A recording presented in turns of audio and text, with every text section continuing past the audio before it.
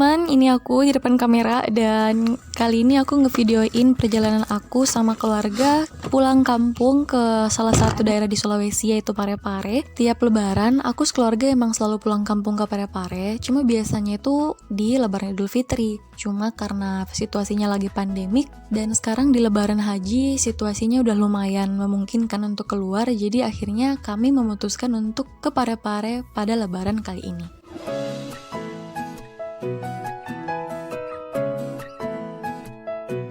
Jarak dari Makassar ke Parepare itu sekitar 156 km dan bisa sekitar 3 jam kalau kita non-stop di perjalanan.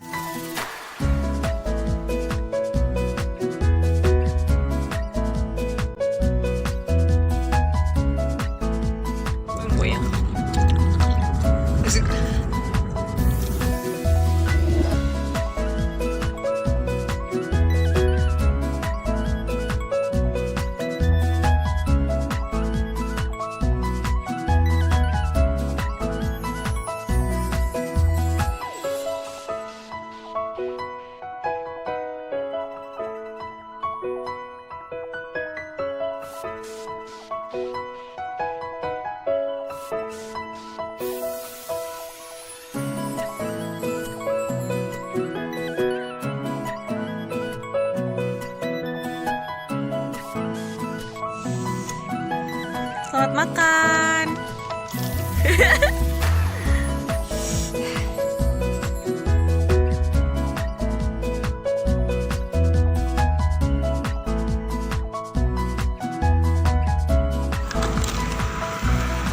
Sekarang aku sama keluarga lagi di tahu Sumedang, ini juga masih di Pangkep. Untuk teman-teman yang tinggal di Jawa mungkin tahu Sumedang itu apa, dan emang olahan tahunya itu enak banget. Ini pertama kalinya buka di Sulawesi, yaitu di Pangkep. Buat teman-teman yang nonton video ini dan tinggal di Sulawesi, langsung aja cus ke sana.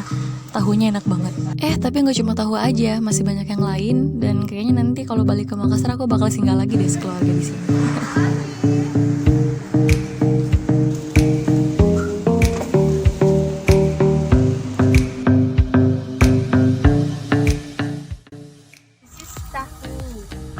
This is cireng.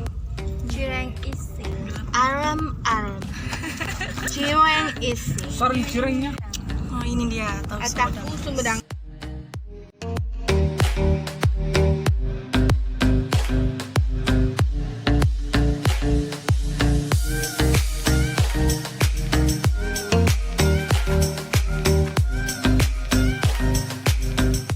Ini kalau teman-teman nge-notice video aku dari awal, jadi perjalanan kebanyakan daerah di Sulawesi itu hanya terhubung sama satu jalanan yang lurus aja gitu tanpa belok-belok. Kebanyakan kayak gitu. Salah satunya perjalanan aku kali ini dari Makassar ke Parepare. Dan kalau kalian nge-notice juga, aku sengaja ngambil view-nya dari sisi jalanan biar kalian bisa membedakan setiap bentuk bangunan dari tiap daerah itu punya perbedaan yang lumayan signifikan. Ya nggak terlepas dari perkembangan pembangunan daerahnya dan juga budayanya tentunya.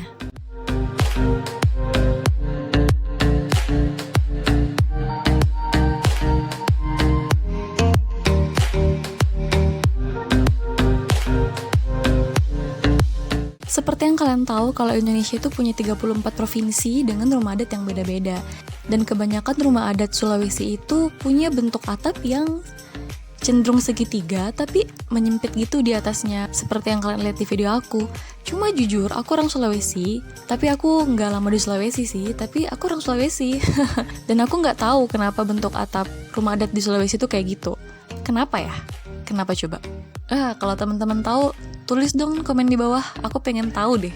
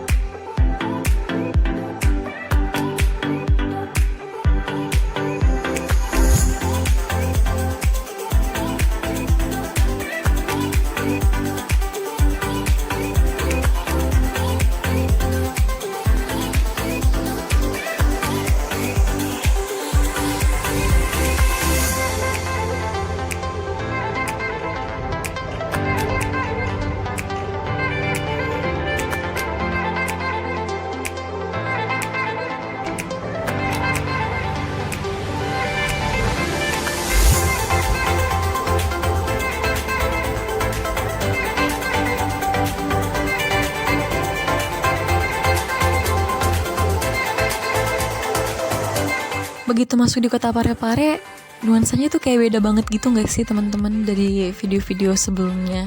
Bangunannya tuh kayak udah rapat-rapat banget, terus udah banyak pertokoan juga. FYI, 10 tahun yang lalu aku pernah sekolah SD di Parepare untuk ya 1 semester gitu, dan situasinya tuh beda banget teman-teman sama yang sekarang. Ya iyalah, perkembangan kota 1 tahun aja tuh udah lumayan berubah, apalagi 10 tahun ya gak sih?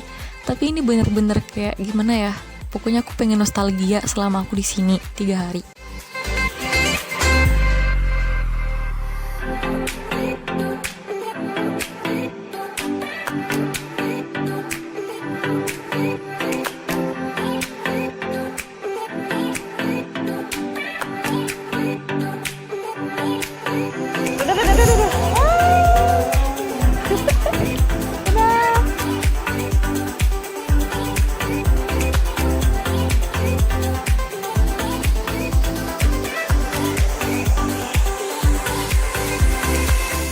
Ini dia teman-teman lingkungan sekitar rumah almarhumah nenek aku. Gangnya memang cenderung kecil gitu. Dulu aku ingat banget kalau main petak umpet sama teman-teman aku yang banyak banget itu di sini. Itu seru banget sih. Kangen banget pokoknya untuk bisa kembali lagi ke rumah ini.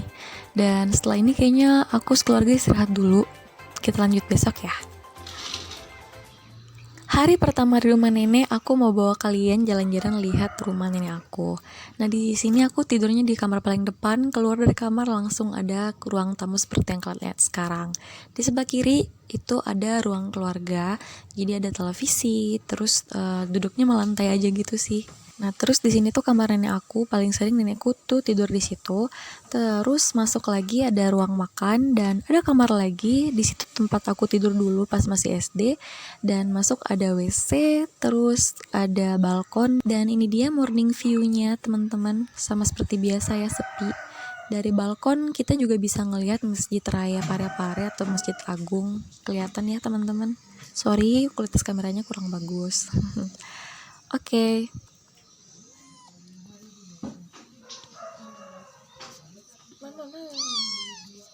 Kau lapar ya? Begitu sampai di rumah nenek, aku disambut sama 3 ekor kucing, 2 ekor anak kucing, dan 1 induknya yang imut banget dan halus banget bulunya, ya Allah. Tapi mereka tuh penakut gitu sama kita. So, kali ini aku mau bawa kalian ke tempat favorit aku di rumah ini. Ini kamar yang dulu aku tidur di dalamnya selama aku masih SD, tinggal sama nenek. Dan view yang paling aku suka itu dari jendelanya, teman-teman. Jadi kalau misalnya malam-malam atau subuh-subuh langit masih gelap, si lampu jalanannya itu menerawang masuk ke kamar aku lewat jendela. Itu aduh, aku suka banget viewnya. Dan aku juga bisa ngedengerin suara masjid dari sini, gede banget. So ini yang paling buat aku kangen banget sama rumah nenek, dan nenek juga tentunya.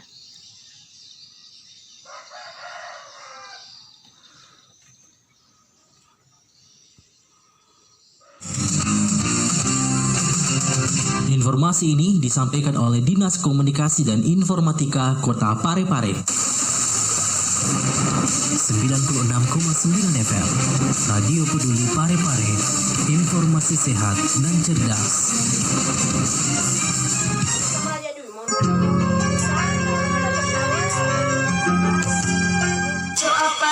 Kita pesalah, sampainya naga pindah hati. Kotor abu dorika, lebih kotornya nape cinta. Kita ngarang kamu. Siapa yang senam paginya kayak gini? Jujur, ngaku.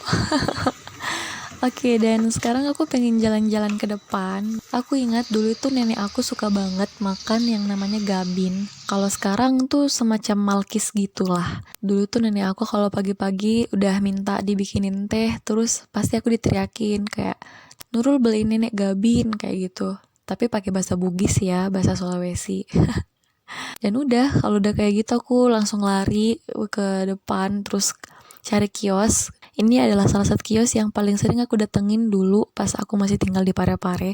Dulu itu masih kecil gitu teman-teman, jualannya tuh banyak tapi ya nggak sebagus sekarang.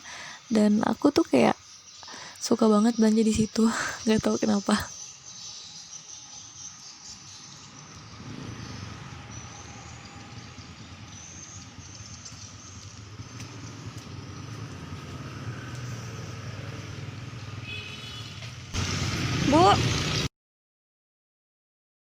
Dari kios ini tuh kita bisa ngeliat banyak banget jajanan teman-teman. Tapi aku paling ingat salah satu jajanan, ya bakso jajanan ya itu ya. Bakso teman-teman sebelah kiri di situ aku tunjuk. Nah di situ itu baksonya enak banget sih teman-teman. Kalau kalian Parepare kayaknya kalian harus coba deh. Dan dulu tuh di sini tuh ada penjual nasi kuning yang enak banget. Tapi sekarang udah nggak ada. Dan di situ tuh depan sini udah ada yang baru, ada penjual pastel. Dulu tuh nggak ada kayak gitu-gituan. Ya gitulah. Kita kembali ke rumah lagi ya teman-teman ya. Oh iya aku lupa. Salah satu bagian favorit ketika aku di rumah nenek itu adalah ini, lorong ini tuh. Aku nggak tahu deh. Kayak suka aja gitu, kayak ya suka aja.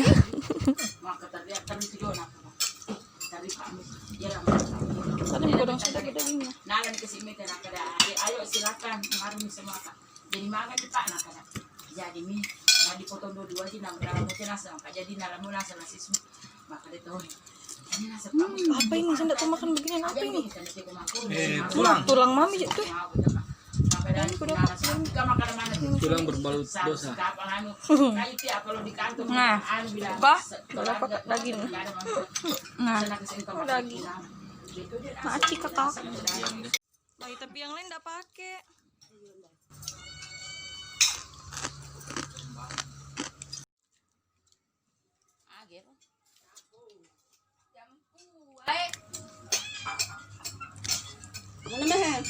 Napak ko man daging siping malap pa to. Aji siete anan pernah nasi mengen.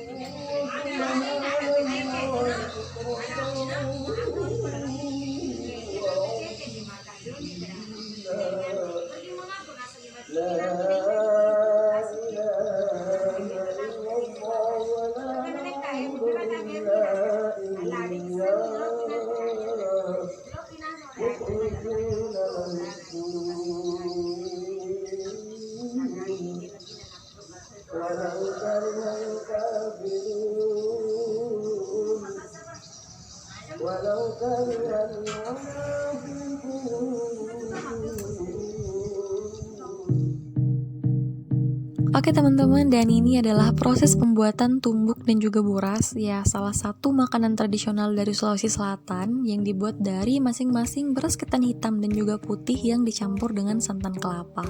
Ini pembuatannya masih tradisional banget ya teman-teman, masih pakai tangan, dan di sini juga udah pakai beberapa alat-alat dari pipa. Ini hanya untuk mencetak supaya ukurannya itu sama. Dan kita di sini semua pakai daun pisang. Ini juga salah satu makanan pokok pengganti nasi. Biasanya juga disajikan hanya pada hari-hari besar, hari spesial seperti Lebaran atau Tahun Baru, biasanya Tahun Baru Islam. Kayak gitu.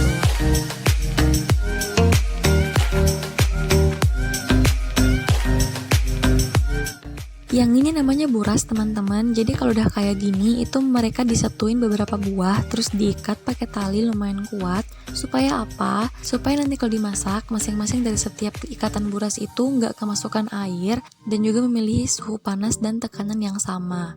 Yang dimana itu juga mempengaruhi tekstur dari si buras tersebut biar nggak terlalu lembek kalau kemasukan air. Gitu teman-teman.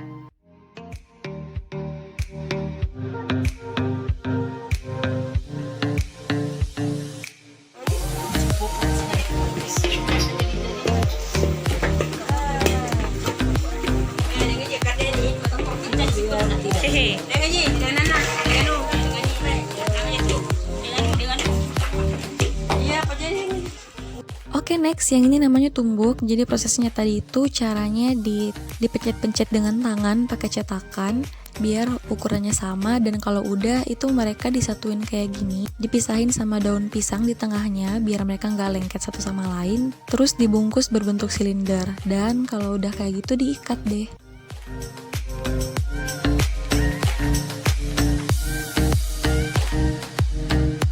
Sudah dibungkus, lilitnya agak ditekan sedikit supaya kuat. Jadi dililit sampai ujung. Kalau sudah sampai di ujungnya usahakan lilitannya 3 kali. Ya, agak ditekan supaya kuat, baru kembali lagi ke mula. Jadi ini proses pengikatannya gampang. Ini kuat. Kalau ikatnya tidak kuat, Jadinya nanti kalau dimasak bisa melepuh. Oke, nih. Oke pemirsa. Terima kasih penjelasannya tanteku. Dan setelah itu alasan kami kesini adalah untuk hari ini kami sekeluarga mau ziarah kubur ke makam nenek aku.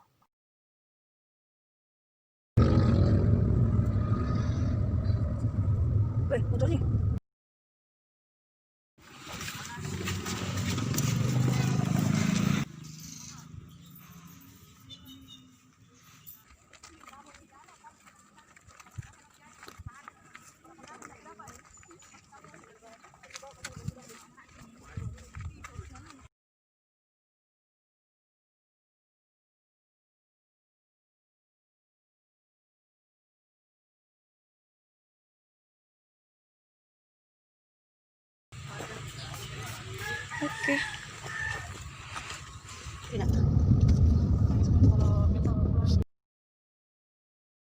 Jaya Jackson, siap. Jackson. Siap. Yap, itu dia. Dan sampai di rumah ternyata udah malam dan ternyata lagi si buras dan tumbuknya udah jadi. Ini namanya tumbuk, yang ini namanya buras. Sudah jadi, masih panas. Ini masih panas banget, baru aja diangkat dari kompor. Mungkin gak kelihatan di kamera, tapi ini masih berasap teman-teman. Aku aja gak kuat pegangnya. Sembari menunggu si burasnya dingin, aku mau challenge si Jaya deh makan sambel. Kasih kecap Jaya, mana kecapmu Jaya? Oke. Makan Jaya, makan. Astagfirullah, langsung masuk. Langsung masuk dong. Goyang. Serius?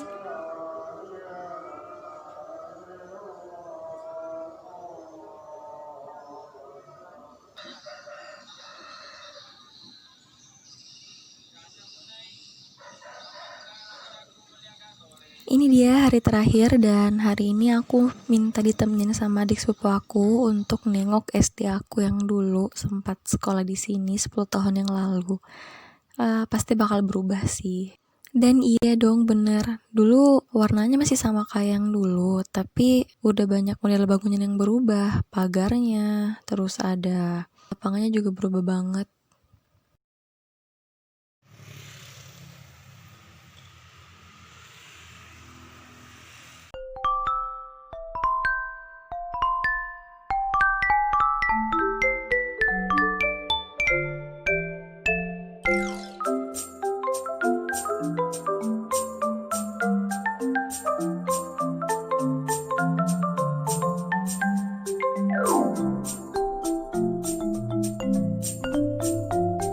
Dan begitu pagi tiba, akhirnya buras dan tumbuknya dimakan juga. Ya dimakan sarapan dong teman-teman.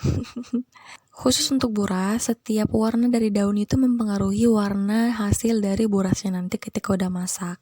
Dan ini adalah salah satu contoh buras yang teksturnya itu berhasil ya teman-teman. Dan ini tumbuknya, dia cenderung lebih keras. Dan seperti yang aku bilang tadi, guna dari daunnya itu supaya untuk bisa memisahkan si tumbuknya ketika pengen dimakan kayak gini. Ini bisa dimakan sama abon, bajabu, serundeng, atau sesuai selera kalian.